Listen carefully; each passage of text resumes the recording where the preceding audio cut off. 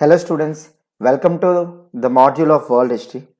So as a part of our World History module, in this video I'm going to explain you the causes of World War One.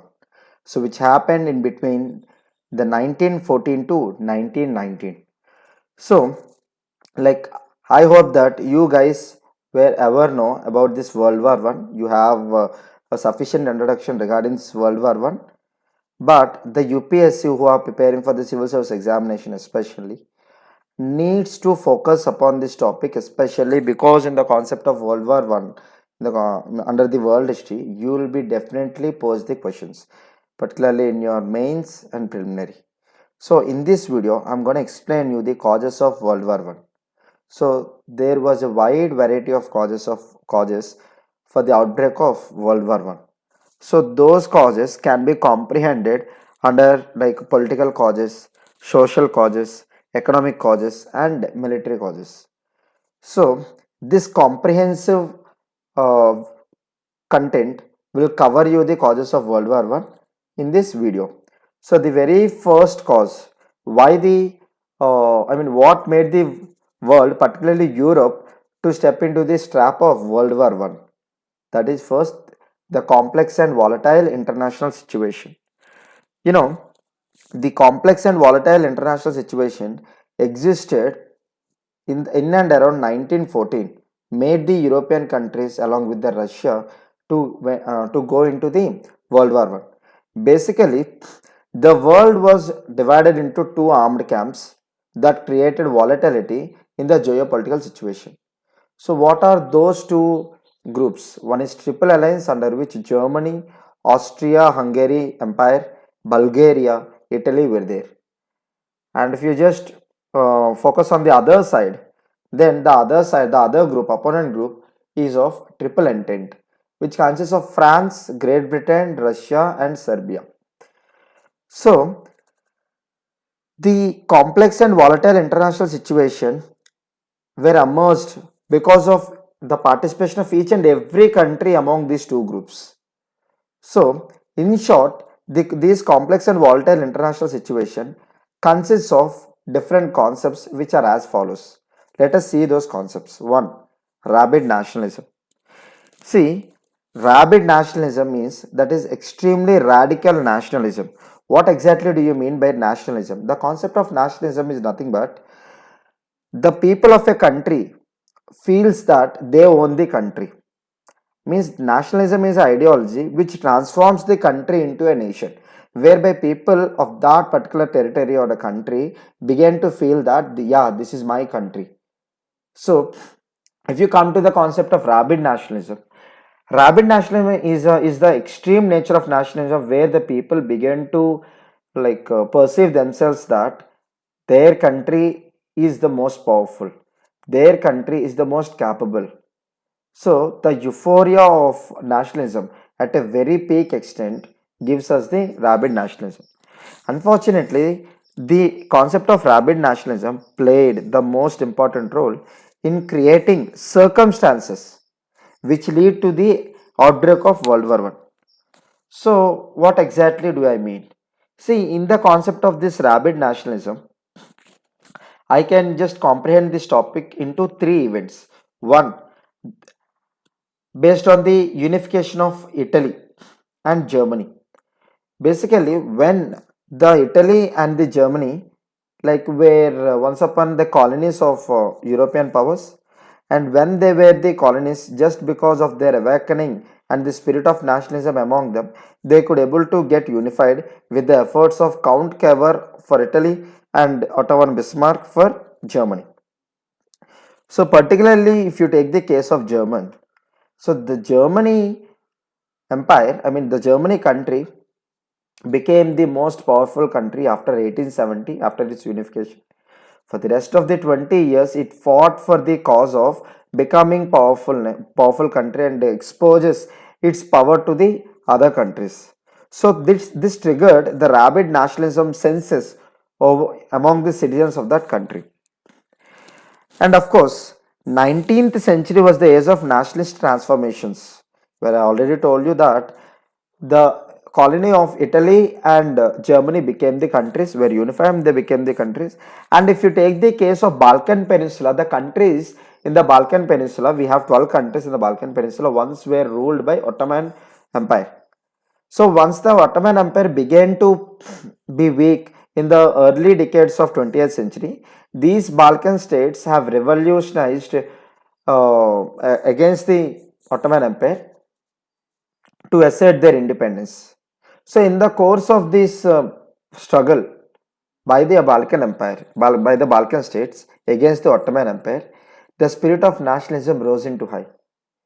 And when the Austria began to occupy one of the Balkan states, that is called Bosnia, then the spirit of nationalism touched the rabid nationalism.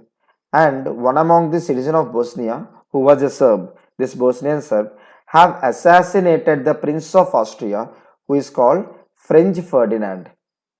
So this assassination of French Ferdinand, the Prince of Austria, and his wife, by a Bosnian Serb whose name is Gavrilo Princip on June 20th, 1914, triggered the horn of World War One. So this is how World War One was started, and this is how the rabid nationalism played a dominant role in the concept of outbreak of World War One. So next concept is economic rivalries.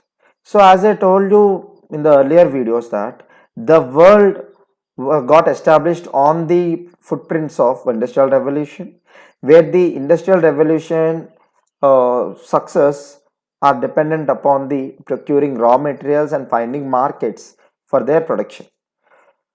So in this concept, in this perspective, different countries, particularly European countries, were competed with each other in the race of acquiring the colonies, particularly in Asia, Africa, and Latin America. So this intensified economic rivalries among them. They began, they started producing in order to meet the demand of the other cost of other countries. And like modern industries were emerged in almost every country of Europe. Okay, by the close of 19th century, by the closing decade of 19th century, and every government was pushing its product at the cost of others. And this rivalry became intense and prepared the ground for the outbreak of World War One.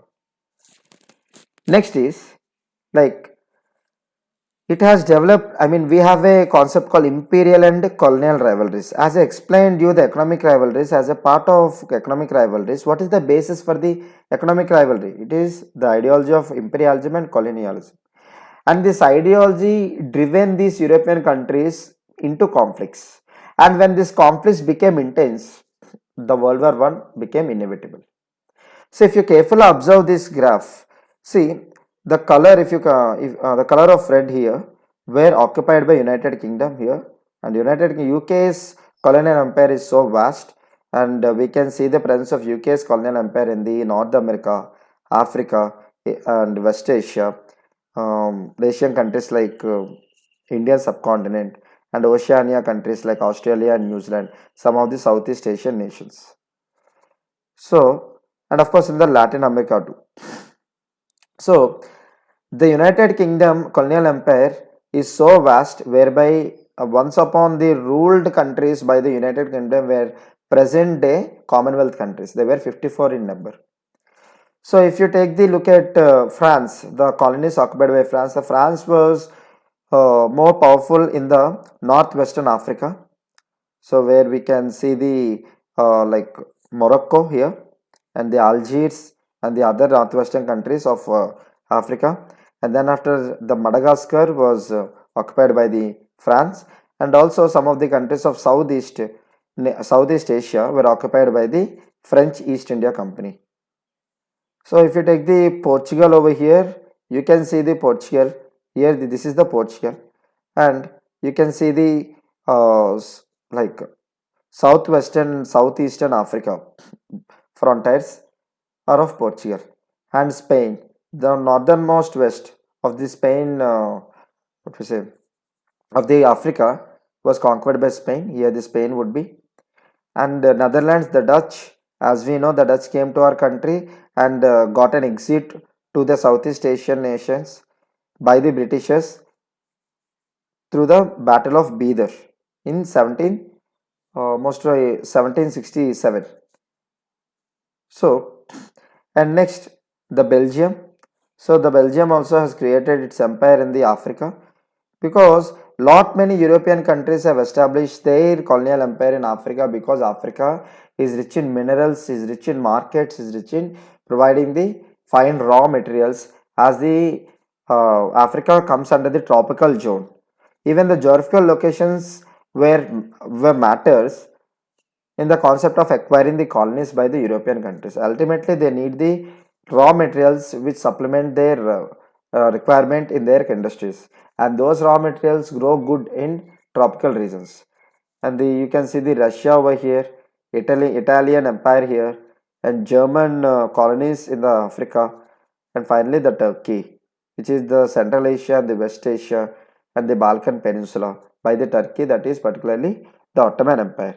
So these were the set of colonies acquired by different European countries and Eurasian countries, and this has intensified them to compete with each other at a very high intensity and high voltage, and this set fire for the eruption of World War I. So the next cause is diplomatic humiliation, guys. Basically, the diplomatic humiliation intensified the international situation and made the international situation very volatile and challenging. So I can give you the evidence, like if you just go through the concepts of first Moroccan crisis and the second Moroccan crisis, which were happened in 1905 and 1911 respectively. In the first Moroccan crisis, the Germany got humiliated as a part of Conference of Algiers, where the France intends to invade the Morocco, and Germany raised their objection, and Germany was not supported by the other group of European countries in that Conference of Algiers. And for the first time after the unification of Germany, the Germany got isolated. One and only country which supported the Germany in this Algiers conference was Austria-Hungary. So this first Moroccan crisis resulted in the humiliation of German.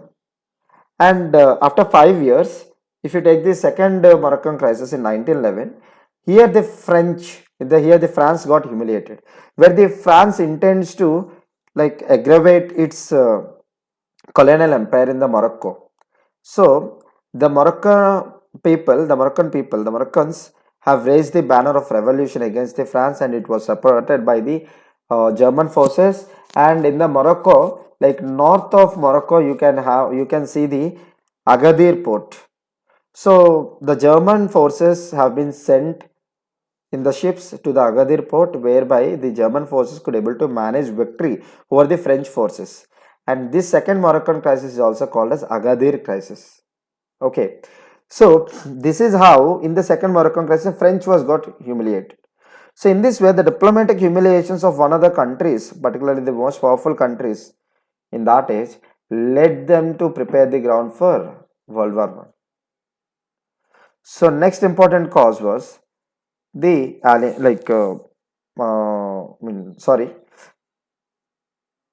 the next important causes, like after the diplomatic humiliations, you can see the other causes in the form of role of press played in just in aggravating the situations.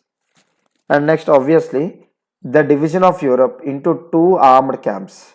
That is, one is Triple Entente, consisted by France, Great Britain, and Russia, and the other one is Triple Alliance, constituted by Austria, Hungary, Germany, and Italy. So these two these two groups of European countries were formed into two mutually hostile armed camps, and also they contributed to the outbreak of World War I in a very big way. You know, every European power started searching for peace in the strength of arms. So this led these European countries to indulge into somewhat like intensified arms race. And this intensified arms race was commenced in Europe just before few years of World War I. And very soon a massive military infrastructure came into existence because of this arms race.